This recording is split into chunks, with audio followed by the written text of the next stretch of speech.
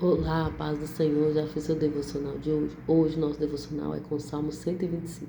Então nós vamos orar, meditar a palavra e orar no final. Então fique até o final para a gente estar orando e meditando juntos a palavra do Senhor.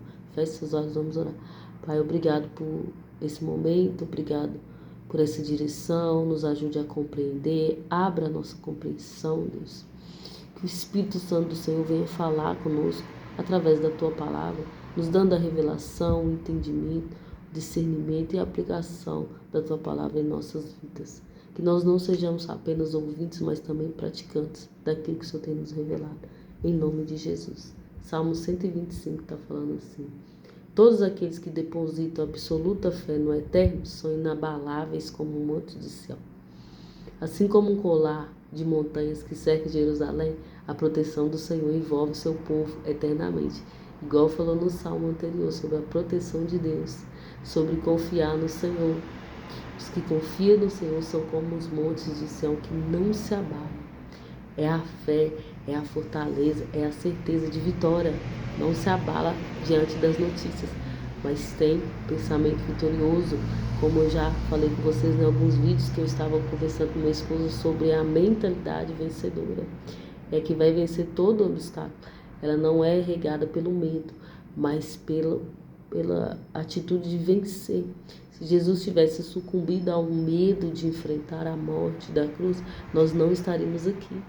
Nós não estaríamos recebendo o amor de Deus. Esse mundo já teria sido destruído pela maldade.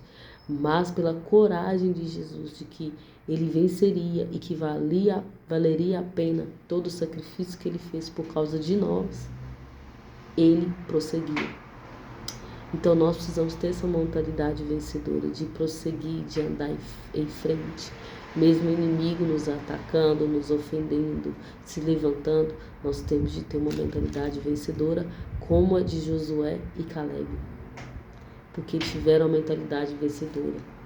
E 40 anos depois, eles receberam o resultado de ter essa mentalidade. Josué se tornou um líder e Caleb também recebeu o prêmio de ter acreditado. Ele recebeu a sua terra para lutar por ela. Ele recebeu. Então nós precisamos dessa mentalidade de vencedores, de vitória.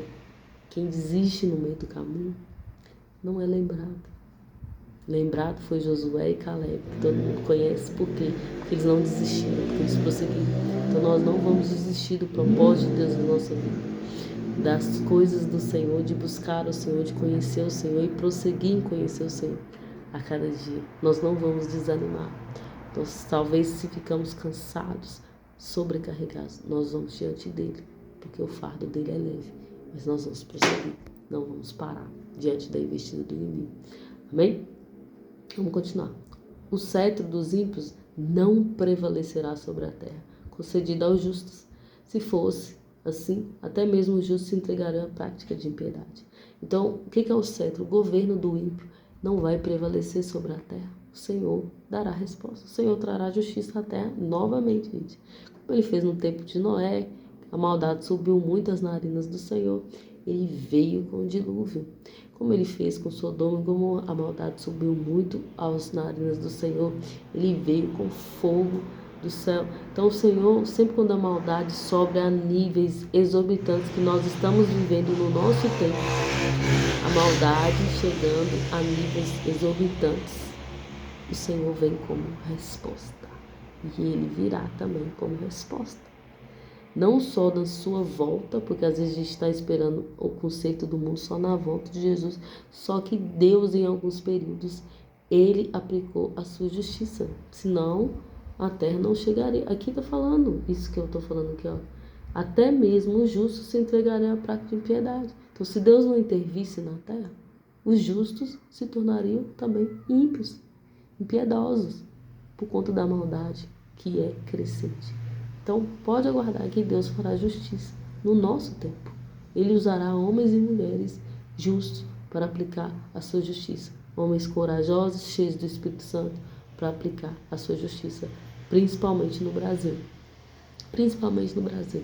Eu lembro um ano que o Senhor me deu uma visão de uma grande espada sobre o Brasil. Era 2018, se eu não me engano. Antes das eleições que o presidente Bolsonaro ganhou, O Senhor me mostrou uma grande espada sobre o Brasil. E Ele não tirou essa espada. Ele ainda está aplicando juízo no Brasil. Mesmo com um rei ímpio. É Deus aplicando a justiça sobre o Brasil. É Deus mostrando aqui o que vocês escolheram.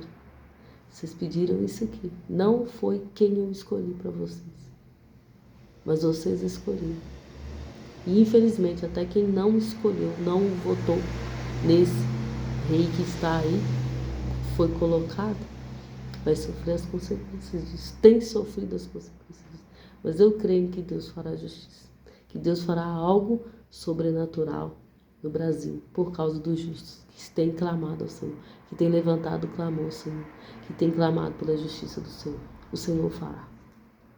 Ser misericordioso, Senhor, com os bons, com todas as pessoas de coração íntegro, mas aos que desviam por caminho inescrupulosos, que o Senhor expulse da sua presença, juntamente com todos os ímpios, que haja paz sobre Israel. Então nós devemos clamar pela paz em Israel, clamar mesmo pela paz no Brasil, clamar pela justiça de Deus. Já falei aqui que quando Deus visita a terra, quando Deus manda o seu renovo, o seu avivamento sobre a terra, que é algo que nós temos que clamar mesmo, porque só um avivamento do Senhor para consertar algumas coisas. Nós, meros seres humanos, não conseguiremos. Nós precisamos do auxílio, do apoio do Senhor, da intervenção de Deus.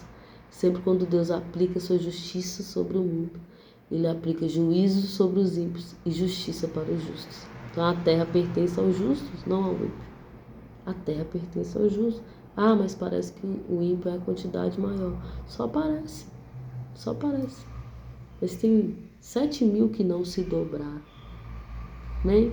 Você entendeu essa parte? Tem 7.000 que não se dobraram. Então, aparentemente, os ímpios parecem numerosos, mas tem 7.000 que o Senhor preservou. Então, é aquela igreja que você acredita que ela seja saudável, que você acha que só tem na internet, não.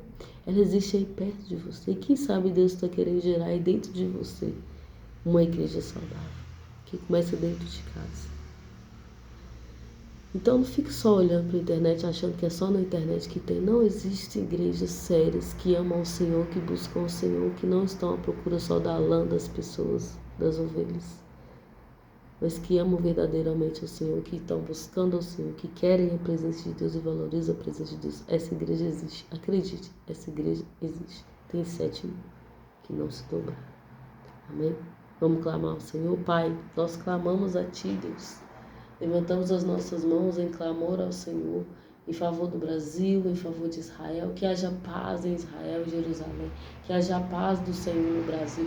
O Senhor vem nos livrar de todo mal, de toda investida do inimigo, de tudo que o inimigo tem que se levantar contra a nossa casa, contra o nosso país, contra a nossa cidade, Senhor.